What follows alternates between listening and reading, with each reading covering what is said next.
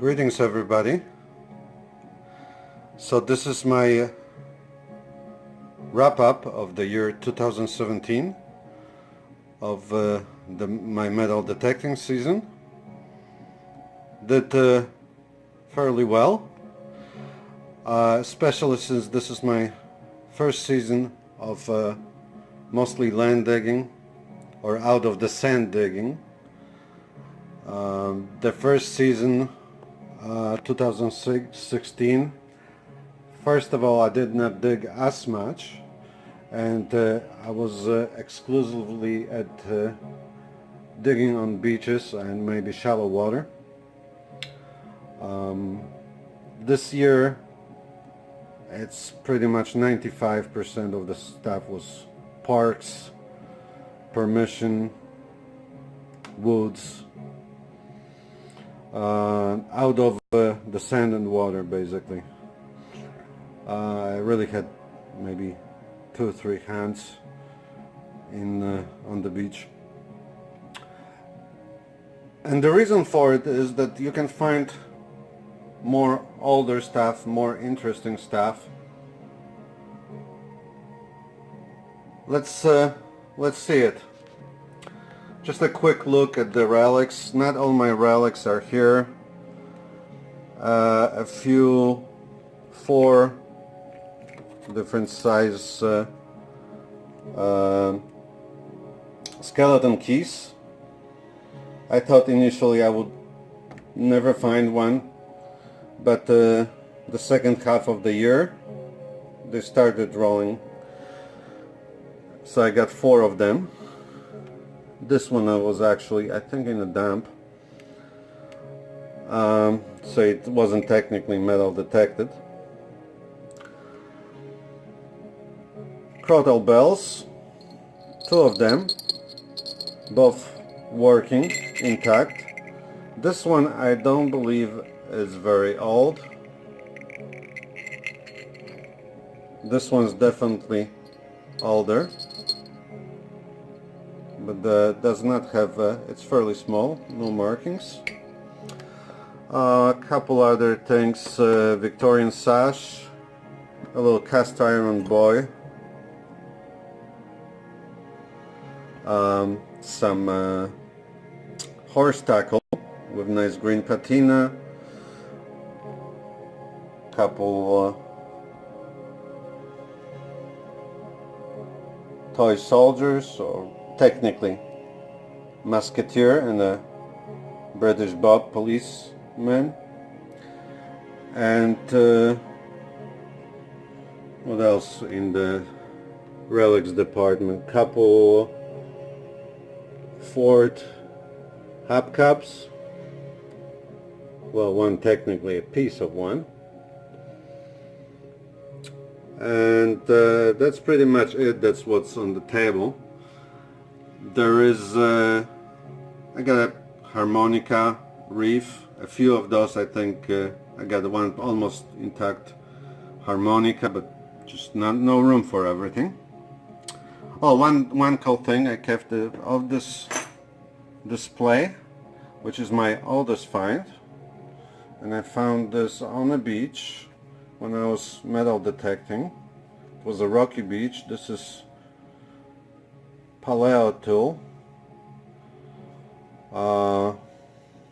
probably several thousand years old, I would guess, and this was used, as explained to me by an expert, most likely to break the bones and get the marrow out of them. So this is basically my oldest find. Let's put that away.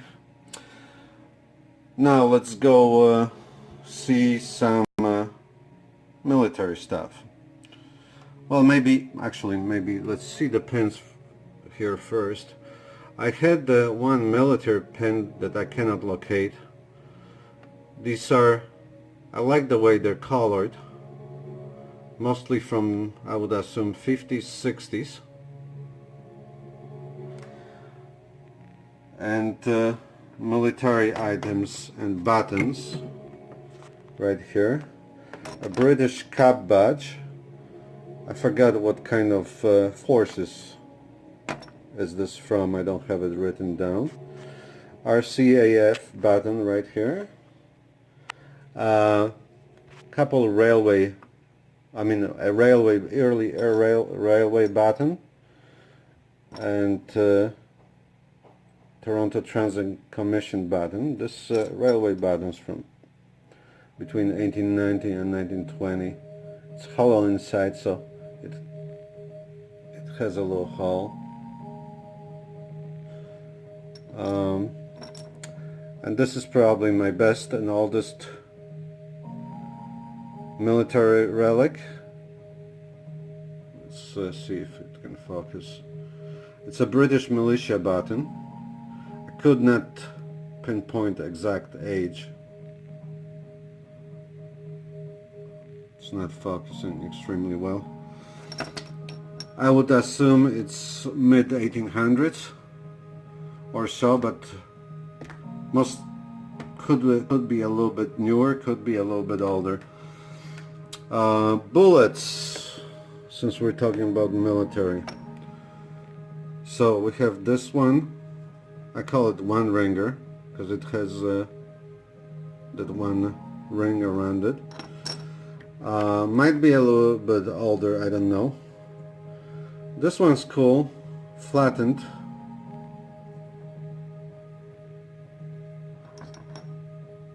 That must have popped. I'm not gonna take them out, but a few musket balls, one flattened, two dropped. The smaller one, I'm not sure if it's a musket ball, and the brass bullet is from beach in Mexico. Now let's check out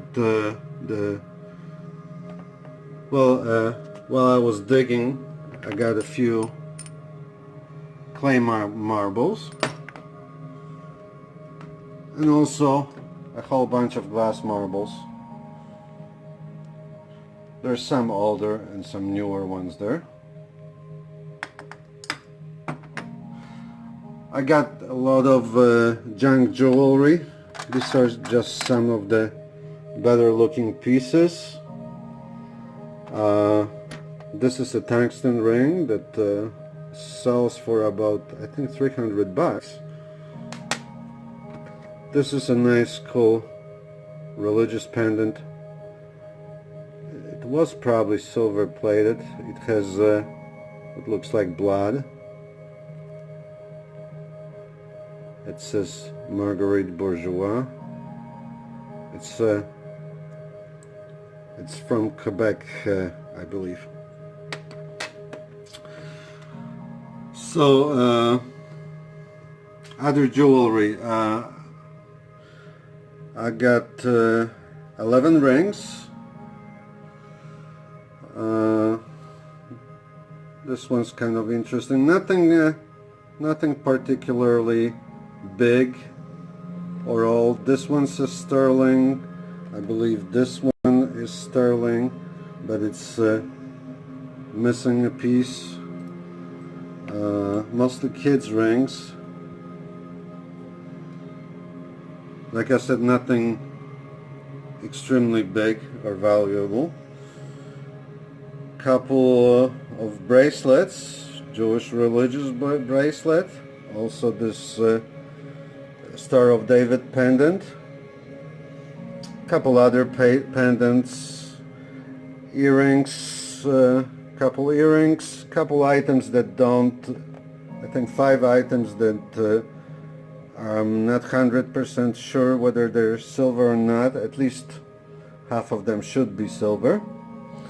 The hollowware handle, which is silver. And I think my best 2 pieces of jewelry. This one crosses over to Militaria. This is the CEF, Canadian Expeditionary Forces. So this is basically around the First Great War World War One. So this is a cool thing, probably value at least $50. I've seen people sell these. And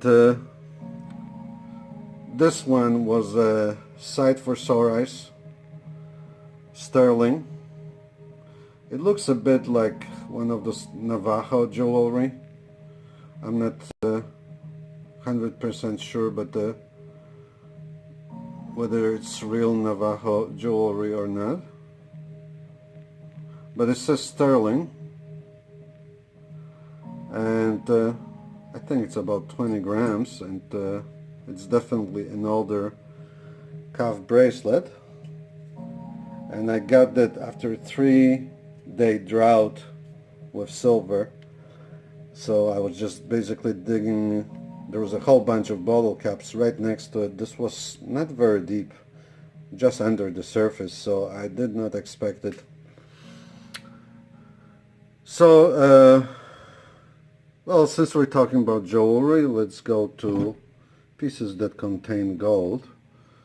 This silver, I don't actually know what that is. Still, oops, but it has, it's partly gold. So total of 22 pieces, plus the silver gold piece. 4 pieces of gold. I got two rings. I think from the left, I think it's 2.7 grams, 14K. And next 3 pieces are all 18K.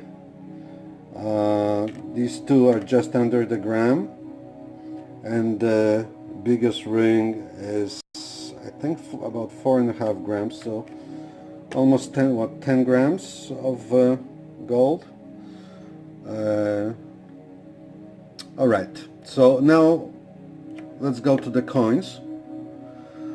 Let's go back to the big jars of copper, which you wind up digging when you're looking for better stuff. So I got almost three full 1 liter bottles of these little buggers, Canadian copper pennies. Zinc pennies are not included here. In other jars, these are wheat pennies. This one's interesting because it's flattened. I did get a few flattened coins this year.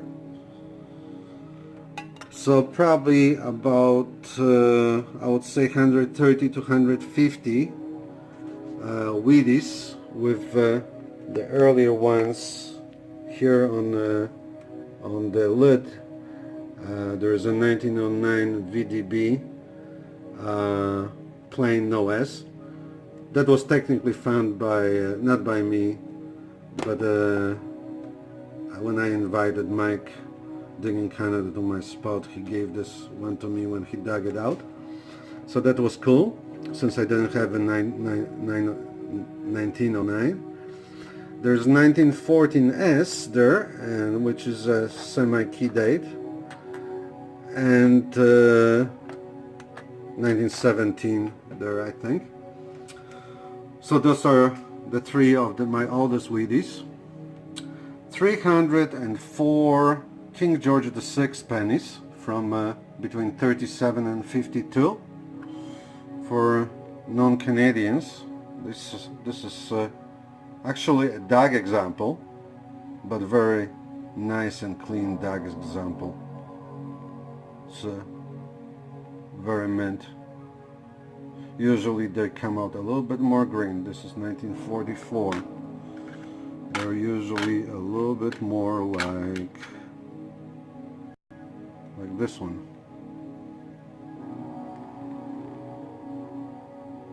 This is actually 1938, so it's one of the earlier ones. So 3 or 4 of these, about slightly more, maybe around 350 young Elizabeth pennies, which run,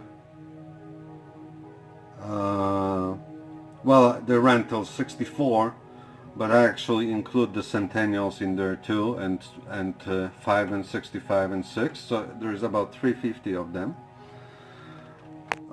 In this little jar, let me try to show you one. In this little jar are the King George V pennies. Let's see if they're gonna focus.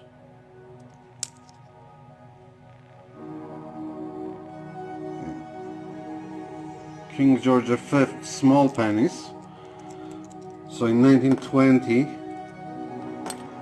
Canada decided to switch the production from large pennies, which I'll show you shortly, and they went with the smaller design to match Americans, as often happens in Canada. So I got 30 of those. I like getting these, but only 30. Now, next jar is my jar of clad. You might have seen it in my previous video. Around $200 worth of clad for the year. I also got about $12 American, so slightly over 5% of the clad that I found in Canada is American. But I wasn't so lucky with silver, percentage-wise. Now, this jar, a bunch of copper memorials, and these are all the nickels. These are the 40s King George VI, George and Elizabeth, young Elizabeth. So 40s, 50s, 60s. And on top are 4 King George V nickels. They are rare to find for some reason. Not a very common thing to find. Okay, some older coppers. Oh well, let's see the Chinese coins now. So I got 5 of them. This one, technically, I'm not 100% sure if this is an actual Chinese coin. This might be an imitation coin. It was hung around the string. But these two are definitely 1650, around 1650. This is mid 1600s. This is late 1600s. This one's late 1800s to early 1900s, I believe, or it could be earlier. But this one I don't really know, but it looks a little bit poorer, more corrosion, so probably it's more like 18th or even one of the newer ones. So now Indians, IHPs, Indian heads. I got 4 of them here. There's one there. These 3, so I dug 3 of them. All of mine are 1800s, and there's one here. You can't really see very well, probably. This one's really crusty that I cleaned for Daryl. If you want it back there, let me know. And so I got the 1891 in fairly good condition, but it has some wear. Let's see. This one's 1899, but it's pretty corroded. And one of the best coins I've dug this year. This I did not actually clean it extremely well. I did not want to over clean it, but this is a quite pristine 1864 fat Indian. Let's see if we can show the detail, but full liberty. Amazing for a coin that's probably been buried about 100, close to 150 years in the ground. Probably value, I was told, value about 100 bucks. Probably great, almost uncirculated. So that's probably one of my best coin finds. Probably best of between the three coins there. Anyway, Canadian large pennies, they ran until 1920. This is an example of George V, which is the end of the run for large pennies from 1911 to 1920. So I got, what, I think 16 of these. I think actually one is another one of the coins here that I cleaned for Daryl. So I might have gotten 15 of them. I got one King Edward. Not a good condition. You can barely see King Edward here. And I got 4 Queen Victorias. One was hauled, and this is probably my best condition large cent, and my oldest in the same coin, rolled into one coin. This is the, let's see, let's get it against right surface, 1886 Queen Victoria. So this is probably top 5 of my coins. I got a few British coins. Actually, this one here is French from 1921.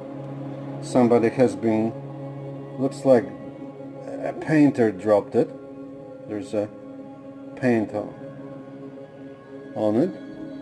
I got a couple pennies.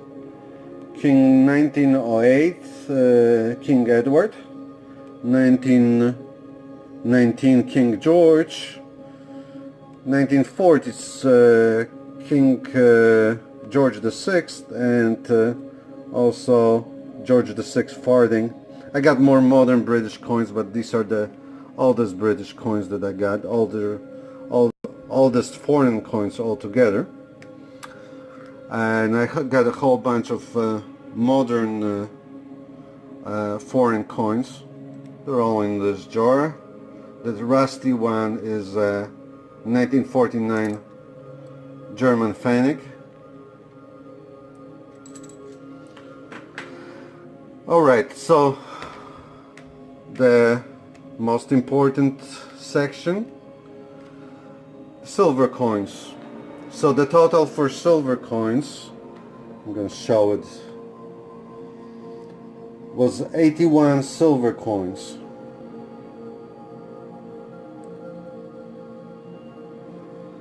So the usual stuff, the dimes, most common, and I got only 2 fish scales. And one of them is flattened, one of them is in terrible condition. This one is 1917. This one, you can see, barely see the queen on it. I don't remember which way, but you can see the profile of queen on it. I think it's from 1880s. But anyway, I got total of 15 quarters out of the 81 coins. Actually 16 counting my only American quarter, which is an SLQ, fairly worn, no date, so most like type 2, most likely from the 1970 to 1925. And my other, oops, American coin, silver coin, 30%, war nickel, I believe it was 45, yes, it's 1945, but it does have a lamination error, so it brings, I don't know if you can see it, it runs a little bit this way, so that brings up the value, I think, from $1 to about $4, I think, max. So anyway, oh, this is my first coin that I ever found, 1918 King George V quarter. My first 5 silver coins were quarters, and this one is really nice condition, very nice condition, 1929. Another almost uncirculated coin, 1929 King George V.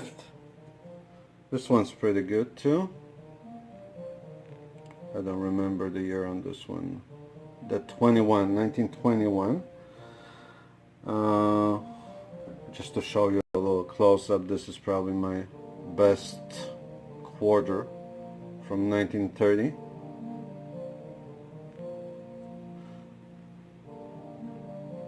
Pretty good condition. Most of these coins, the King George V, are pretty used up. And we're coming to my best silver coin, an oldest silver coin, 1816 King George III, found on the side of an old countryside cemetery. It has a bit of dirt on it, slight amount of wear, but not, pretty good detail overall. The high relief stuff is a bit worn, but other than that, pretty good condition. All right, I think that's it. So most likely this weekend I'm gonna get out. We're gonna have a nice warm spell here in Toronto, so for a few days. So maybe I can get on board with something nice. Hoping to beat those results next year. It's gonna be hard. Places are harder to find.